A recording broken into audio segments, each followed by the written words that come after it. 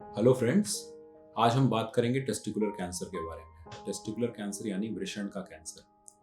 Testicular cancer mails में, adolescent mails में होने वाले सबसे कॉमन कैंसर्स में से एक है। इनफैक्ट जनरली ये 15 से 44 साल के एज ग्रुप के बीच में ही ये वाला कैंसर पाया जाता है। I am doctor Abhishek Raj. I am a senior consultant medical oncologist at Sarvodaya hospital. So इस वीडियो में हम टेस्टिकुलर कैंसर के बारे में जानकारी प्राप्त करेंगे।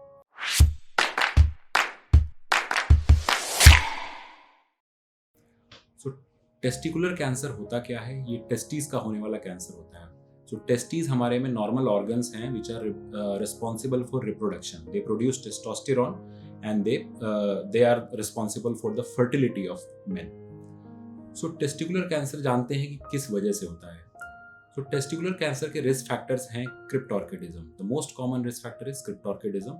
क्रिप्टोर्किडिज्म एक ऐसी कंडीशन है जिससे कि टेस्टिस जो है नॉर्मली अपने सैक्स में डिसेंड नहीं करते हैं। सो टेस्टिस किसी भी वजह से पेट में ही रह जाते हैं, एब्डोमेन में ही रुके रह जाते हैं। सो जनरली जब भी कोई न्यूबॉर्न बेबी होता है उसका फुल चेकअप होता है, तो उसमें जनरली क्रिप्टोर्किडिज्म को by a simple normal physical examination आपका पीडियाट्रिशियन बता देगा कि इनके जो टेस्टिस हैं बच्चे के वो डिसेंड नहीं हुए हैं। ऐसी कंडीशन होती है तो उसको रेक्टिफाई किया जा सकता है।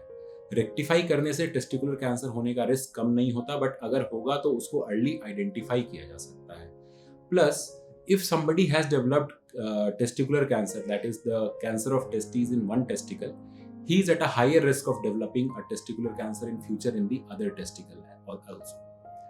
So ये हुए हमारे टेस्टिकुलर कैंसर के रिस्क फैक्टर्स। इसके अलावा बाकी कोई भी इन्वायरमेंटल फैक्टर्स ऐसे नहीं हैं जिससे कि टेस्टिकुलर कैंसर होता है। अभी तक कोई भी ऐसे एस्टैब्लिश नहीं है।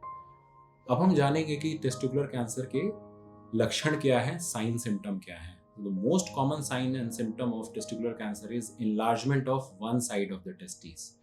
सो जब भी आपका टेस्टिस जो है इनलार्ज होगा तो आपको जनरली अपने सर्जन से या अपने यूरोलॉजिस्ट से राय लेनी है।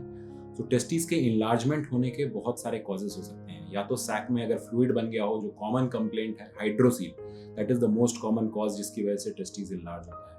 कई बार टेस्टिस इनलार्जमेंट होने की वजह होती है कि टेस्टिस में कोई सूजन हो गई हो, कोई इन्फेक्शन हो गया हो।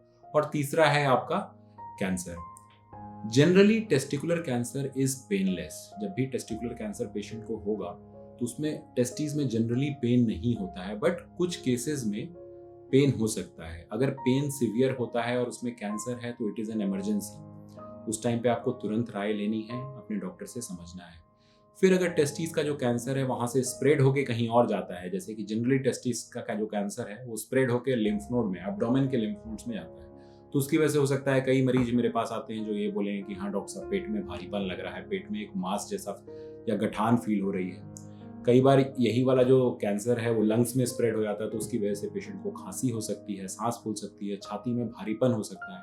सो ये हुए हमारे टेस्टिकुलर कैंसर के common signs and symptoms. So testicular cancer को मेडिकल भाषा में germ cell tumour of the testis भी कहते हैं। So types of testicular cancer या जर्म सेल ट्यूमर के दो टाइप्स होते हैं। One is a seminoma, one is a non seminoma. So seminoma generally जो होता है थोड़ा से हायर एज ग्रुप में होता है।